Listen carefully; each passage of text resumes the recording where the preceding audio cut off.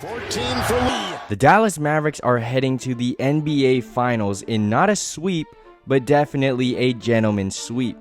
All series long, everyone was counting the Mavericks out, discrediting their wins because they were, quote, close games. Well, this game was not close. In fact, it was basically over by the second quarter. Luka and Kyrie once again showed the world just how much of an offensive powerhouse they are, combining for 72 points on 57% from the field and 50% from three. The number one defense in the NBA stood zero chance against the dynamic Dallas backcourt. From the very start of this game, Luka came out firing, hitting 8 of his first 10 shots for 20 points in the first quarter, more than the entire Minnesota team. With Luka being on fire, there's really not much you can do, but that doesn't mean there's nothing you can do, and the Timberwolves failed to realize that. Here's Luka with the ball. Gafford comes up to set a screen at half court. Once Luka comes off the screen, he's already in the 2v1 with Gobert in drop coverage once again. As a result, Luka, who is already on fire, gets a wide open three. Got it! He's a flamethrower! But eventually, the Wolves decided that giving Luka wide open shots while he's on a heater isn't a good idea. Here's Luka again. Gafford goes to set a screen. Cat comes up to blitz, but he takes the worst possible angle. By the time Cat arrives to cut Luka off, Luka is already past him. So he drives in and throws it to Gafford for a dunk. And this right here might be one of the lowest defensive IQ plays in the game. Luka has the ball up top. Anthony Edwards decides to leave Kyrie to double. Because Ant is doubling from where Luka is already looking, he just passes to Kyrie. He's now open to drive, and for some reason Cat just jabs at him, not stopping the ball for an easy layup. If you're gonna double, you never double off Kyrie. Nothing that the Timberwolves did all game worked or even got close to working. This time Luka and Kyrie are off the ball. Kyrie sets a screen for Luka. As Luka comes off, two go with him, leaving Kyrie wide open again. Irving wide open, 2. In Game 4, PJ Washington struggled all night from 3, but when Kyrie is drawing so much attention to the point where Ant is literally not even guarding anybody, it's a lot easier to knock down shots. And the offensive barrage didn't end there because Luka and Kyrie were just obliterating their one-on-one matchups and pick-and-roll coverages. Here's Kyrie with a mismatch. He drives in and steps back away from the approaching double for a wide-open 3.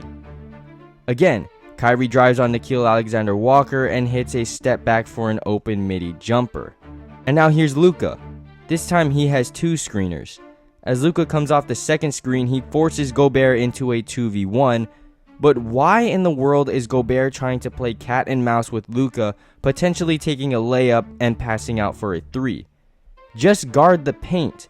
If Luka is forced to kick out, it's a win, but instead Gobert gives up an easy bucket. Definitely not looking like a defensive player of the year. Again, here's Luka coming off the Lively screen, forcing a 2v1. Gobert goes to pick up Luka, so Kyle goes for a switch to Lively. But Luka goes right past Gobert, forcing Kyle to help, and they both end up dropping to Lively, leaving Luka wide open.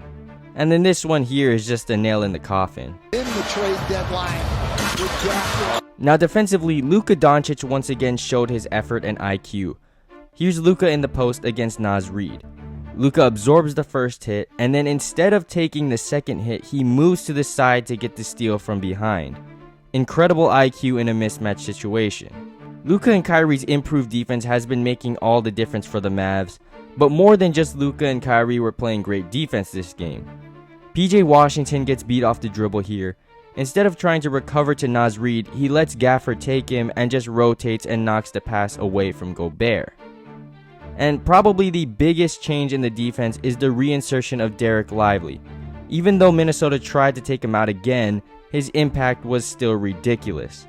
Cat gets the offensive rebound here. When he goes back up, Lively just packs him at the rim.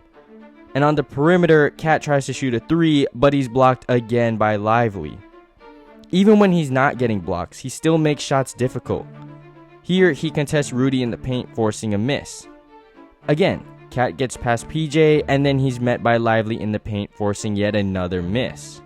The role players for the Timberwolves were basically non-existent, as Anthony Edwards and Karl Anthony Towns were the only players to notch double digits.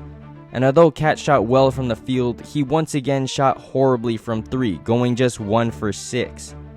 If Cat is shooting bad from 3 and none of the other role players are hitting shots, there's just no way they were going to come out on top and force a Game 6. Unlike Game 4 where Dallas really wasn't shooting the best, the Mavs, specifically Luka and Kyrie, were demolishing from the get-go. They came out of the gate with the mindset of, we are not going to play another game, and honestly the Timberwolves looked like they were satisfied with just not getting swept. Throughout the series, most of the games were back and forth, and the fourth quarter was really what made the difference in the final outcome. But this time, the fourth quarter could not have mattered any less. The two best closers in the league were not even in the game because the game didn't need closing. It was already closed in the first half.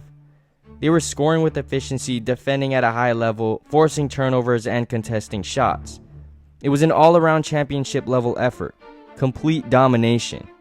With this fourth and final win, the Mavericks are heading to the NBA Finals for the first time since 2011, and Luka Doncic is about to make his finals debut. He's also finally going to get some rest that he's been needing since the start of the playoffs. The Minnesota Timberwolves were a dangerous team, but they were built to beat the Nuggets, not the Dallas Mavericks. Luka and Kyrie have the abilities to negate the defense of Minnesota's bigs, and because the biggest threat for Dallas is on the perimeter, Rudy Gobert is essentially useless.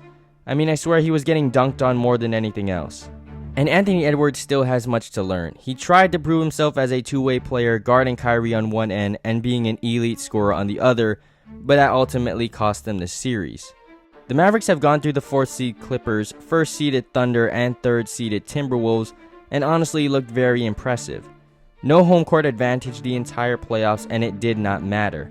They faced big teams and small teams, but no matter the matchup, they adapted every time. Against the smaller Thunder, the Mavs dominated the boards, and against the bigger Timberwolves, they abused the bigs into irrelevancy. But we have to give props to Jason Kidd and the rest of the coaching staff because they have done a fantastic job constantly making adjustments and adapting to new defenses thrown at them.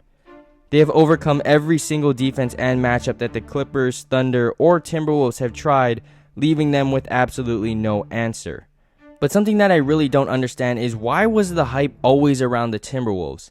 After games 1, 2, 3, and even 4, the mainstream media was just glazing Minnesota like a Krispy Kreme donut. When Dallas went up 3-0, all I saw was, can the Timberwolves be the first team in NBA history to come back from an 0-3 deficit? And then when the Wolves won one singular game, the narrative changed to, the Dallas Mavericks are in trouble. I mean, that's just ridiculous. How can one win in an impossible situation result in so much hype, and 3 straight wins means nothing? But anyways, what did you guys think about this series? Have the Mavericks shown enough to be able to compete with the Celtics in the finals, or are the Celtics still too big of a threat? Let me know in the comments down below, and I'll catch y'all in the next one. Peace.